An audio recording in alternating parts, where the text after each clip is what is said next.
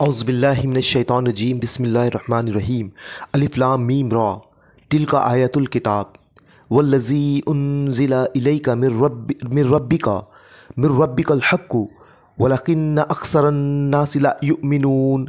सदक़ल्लाहुल अज़ीम।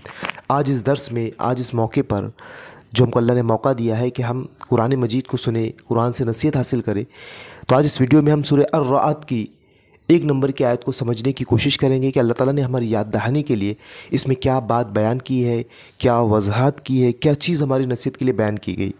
हम देखें कि हम अपने ताल्लुक़ को अल्लाह की किताब से मजबूत करें, किताब को, कुरान को समझ कर पढ़ने की कोशिश करें, इस पर गौर व तदब्बुर करें। अगर हम देखें, मोमिनीन की एक सिफ़त ये होती है कि वो कायनात पर गौर करता रहता है, वो गौर करता है कुरान मजीद की आयतों पर।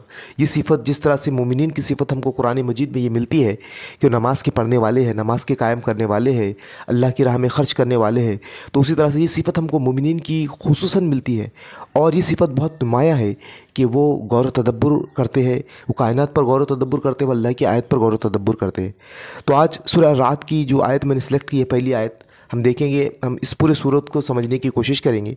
अल्लाह ने बयान फरमाया, इस आयत का तर्जुमा ये है, अलिफ लाम मीम, ये किताब इलाही की आयत है और जो कुछ तुम्हारे रब की तरफ से तुम पर नाजिल किया गया है वो ऐन हक़ है, मगर तुम्हारी कौम के अक्सर लोग मान नहीं रहे हैं। अगर हम इस आयत पर गौर करें कि अल्लाह ने इब्तिदा में जो बात बयान फरमाई कि ये जो किताब है, ये जो इसकी आयत है, ये अल्लाह ताला की तरफ से आयत है।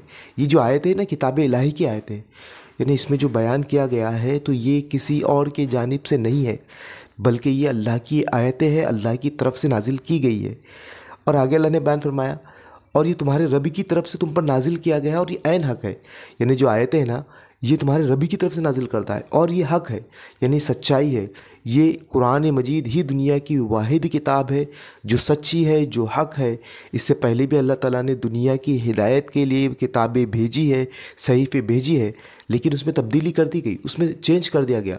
अब कोई अपनी असल हालत में बाकी नहीं है, लेकिन कुरान मजीद वाहिद वो किताब है जो कि अपनी असल हालत में बाकी है, क्योंकि अल्लाह ताला ने इसकी हिफाजत की ज़िम्मेदारी ले ली है। लेकिन अक्सर लोग इसको पर ईमान नहीं लाते, अक्सर लोग इसको मान नहीं रहे।